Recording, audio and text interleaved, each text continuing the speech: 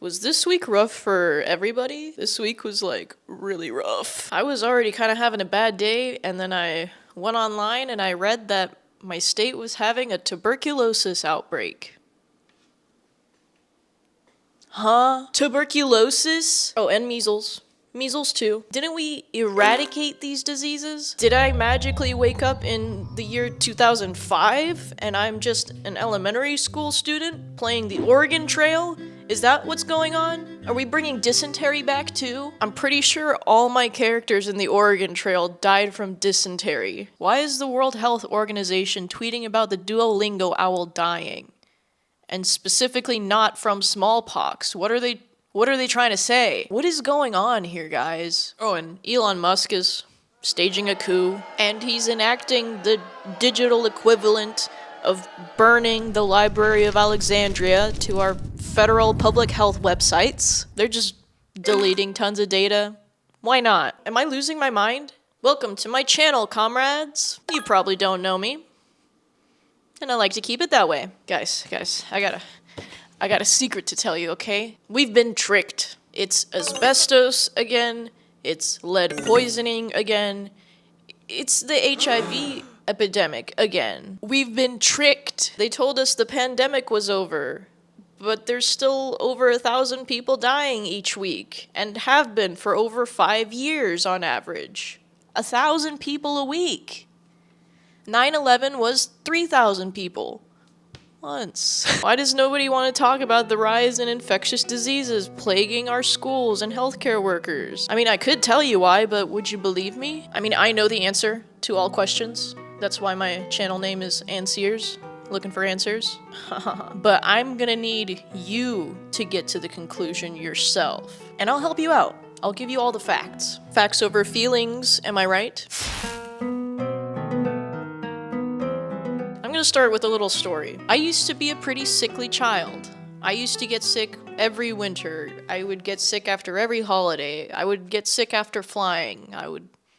I just always got sick, with mostly upper respiratory infections. And then in 2020, I started wearing masks, and then eventually even upgraded to respirators. And now I don't get sick. The end. When we started having to wear masks to protect us from COVID-19, or the SARS virus, that's when I learned how diseases spread, and I learned about airborne transmission, which is basically, it travels through the air. It's that simple. It's not from being spit on, like those are large particles, it's actually in the air. It really is that simple, huh? And to me, knowing that information completely changed my life for the better. Like, I hate being sick. Who enjoys being sick? When I was at Chuck E. Cheese, believe me, I got sick a lot. And dancing in the Chucky suit with pink eye is not fun for me or the next person that has to wear the suit. If I had known how easy it was to avoid colds and strep and the flu, I would have been doing this forever ago. So that's one cool thing I learned. It travels through the air, and if you wear a mask, it stops the virus from getting into your system. Have other people also learned that lesson? I don't think so. I feel like at a large scale, most people learned nothing in 2020. We ended up like completely jumping to the other side, and now I feel like we don't care about life anymore. 5 years ago, scientists told us that if we let COVID rip, if we just let it do its thing and mutate without any kind of mitigations against it, they said we would see an increase in other infectious diseases, such as tuberculosis, pneumonia, blood and heart-related diseases, cancer. When you look around in your social circles, in your friends and family and your coworkers, how many of them have cancer? How many of them have been coughing and coughing and coughing? Man, I love going to the airport and just hearing a sea of coughing. It's so gross. I hate flying. Let me know in the comments, have you noticed people getting sick more often around you? I definitely have. I actually think all of my friends have brain fog. Hey, speaking of brain fog, that wasn't even a term in our lexicon until COVID, but isn't it funny? I mean, it's not funny, but isn't it suspicious that a virus that infects the brain and causes brain damage and affects our cognitive abilities, isn't it suspicious that after everyone gets infected with it, now we're using the term brain fog? Guys, are we ever going to talk about this? Everyone is tired, everyone has brain fog, everyone has all these medical complications that we didn't have before. For some reason, schools in Texas are closing due to the flu, which has never happened before in my time going to school here. I think it's safe to say we've been tricked. I know this is a lot of doom and gloom. Sorry, it's a sad topic. We're living through a plague. Sorry. You know, if we just stop talking about it, it's just gonna go away. That's what happened to the bubonic plague, right? Hey, rat summer. Something else I learned from the pandemic, you shouldn't trust the government when it comes to a pandemic. If you're waiting for the government to tell you to care about your health, you'll be waiting a long time. They will lie to your face about it. Did you know President Woodrow Wilson censored media around the Spanish flu, and more Americans died from the Spanish flu than in combat? More Americans died from a virus than in combat. And then with the whole HIV crisis, the government was totally cool with throwing LGBTQ people under the bus, ignoring the pandemic threat that was ravaging our communities. And we didn't discover that HIV led to AIDS until a decade later.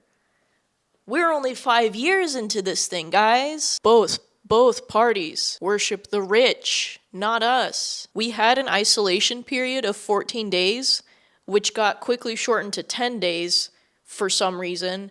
And then the CEO of an airline was like, no, that's too much.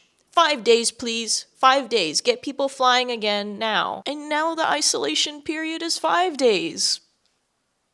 Are we ever going to learn that the oligarchs want us sick? They want us tired so we can't revolt and they can get as much money from us as they possibly can? It's in their best interest that you're too weak to revolt or to say anything about it.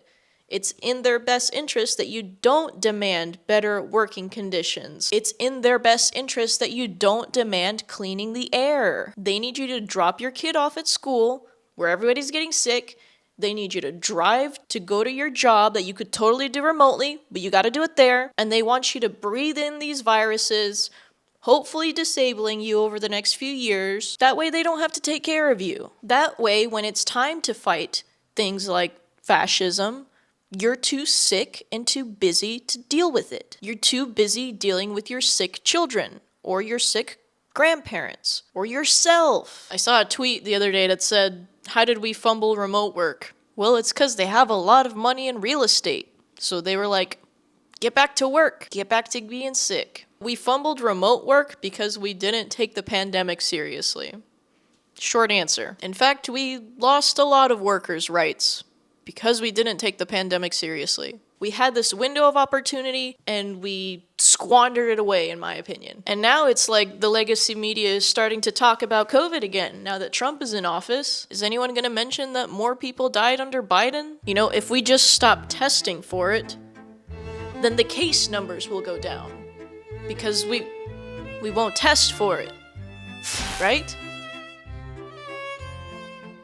The most important thing I learned from this pandemic is that we need to clean the air now. I don't think you need me to tell you that our air is dirty. I think everybody knows that the air is pretty dirty, like everywhere. We've been polluting the air to the point where now we have to clean it. Great job, capitalism. You know, we used to not wash our hands. Doctors used to not wash their hands before performing surgical operations. But then one lunatic of a doctor was like, hey, we should wash our hands before helping women give birth. And now doctors wash their hands. What a concept. We used to not wash our foods, and people would get sick with E. coli and other fun bacteria, listeria. Same thing with water. We clean our water. We put fluoride in our water. We might not, thanks to RFK Jr., but we used to put fluoride in our water, so we used to not clean our hands, food, water. Now we clean all of those and everyone is healthier. There's so much pollutants and viruses We just gotta start doing it now, as early as possible, if we want to get out of this. We actually should have started 5 years ago, and we had the money to do it.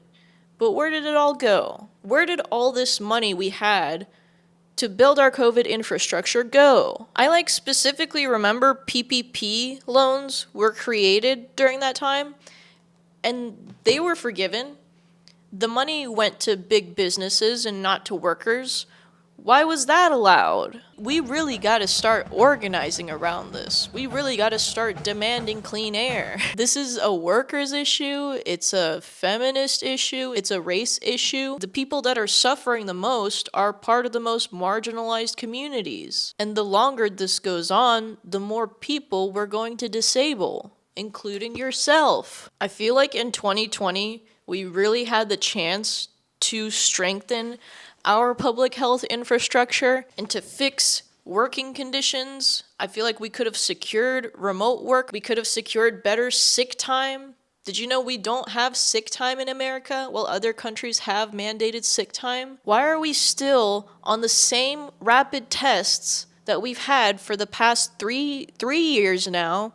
Why are we still on the same types of tests when the viruses have mutated beyond recognition? If we keep going on this path, if we keep not learning anything about infectious disease and transmission, it's like, how many more years of this do we have left? How long are we going to be in a pandemic? We are very unprepared if we have another pandemic on top of the one that's ongoing.